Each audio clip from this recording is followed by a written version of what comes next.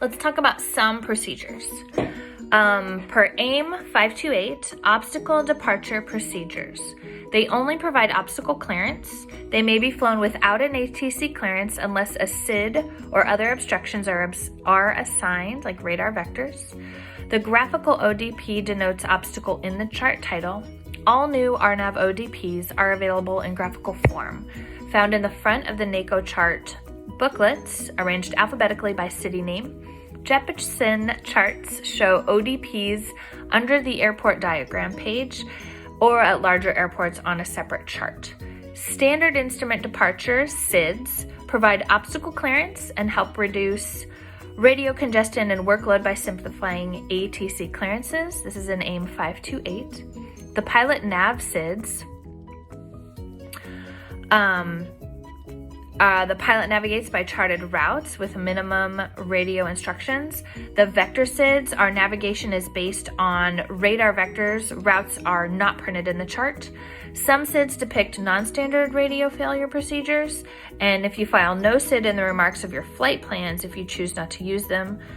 Also, RNAV SIDs and all the graphical RNAV ODPs require RNAV1 performance, which is plus or minus 1 nautical mile for 95% of the total flight time.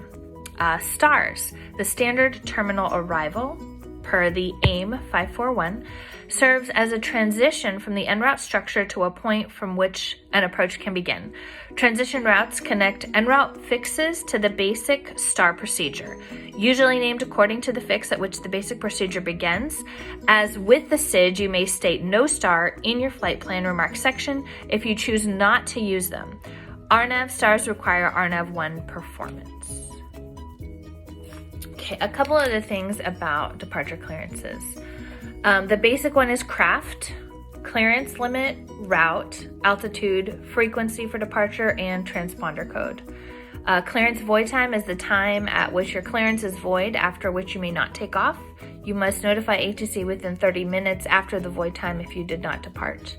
Hold for release. You may not take off until being released for IFR departure.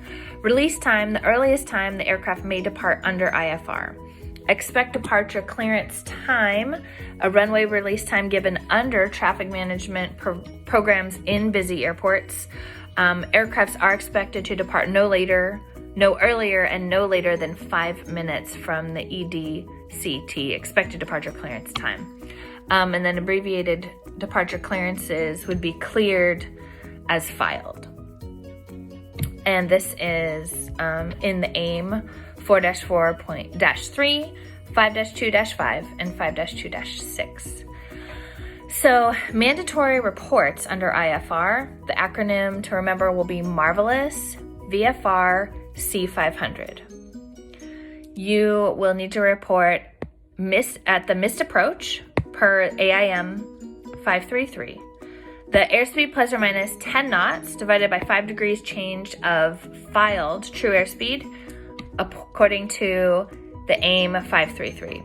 Reaching a holding fix, which is the report time and altitude according to AIM 533. VFR on top per AIM 533. The ETA change plus or minus 3 minutes, AIM 533. Leaving a holding fix point, AIM 533. Outer marker, AIM 533. Unforecast weather per 91-183. Vacating an altitude flight level, AIM 533. Final approach fix, AIM 533. Radio and nav failure, 91-187. And compulsory reporting points, 91-183, which are the black triangles.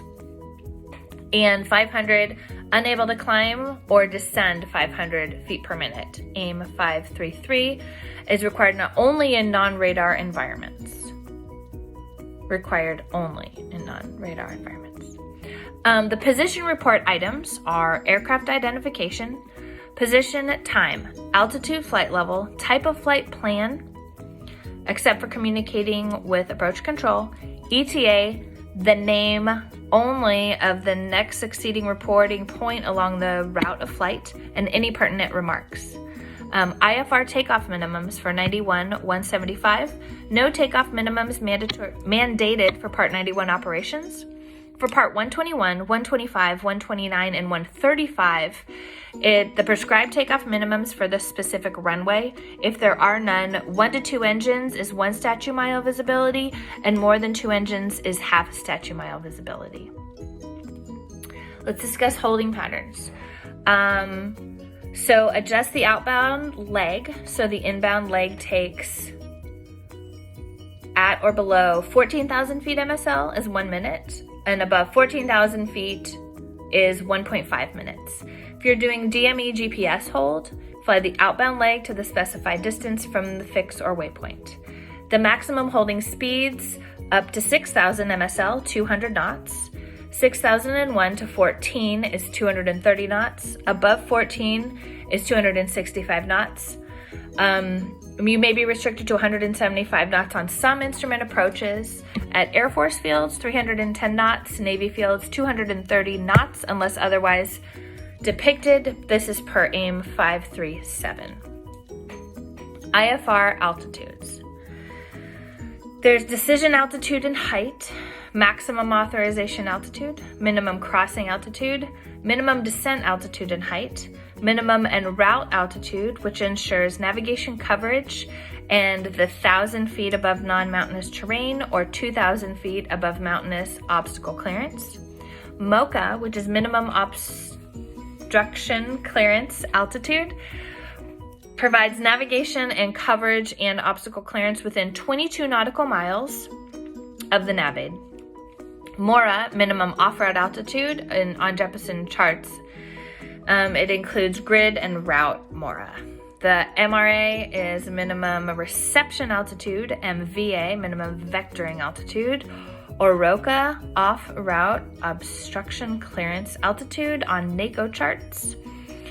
Assures obstacle clearance within 4 nautical miles of the course and 1,000 feet over non-mountainous terrain, 2,000 over mountainous terrain. A quick little chart for RVR and visibility. 1,600 feet, a quarter of a mile. 2,400 feet, half a mile. 3,200 feet, 5/8 of a mile. 4,000 feet, 3,400, 3/4 of a mile.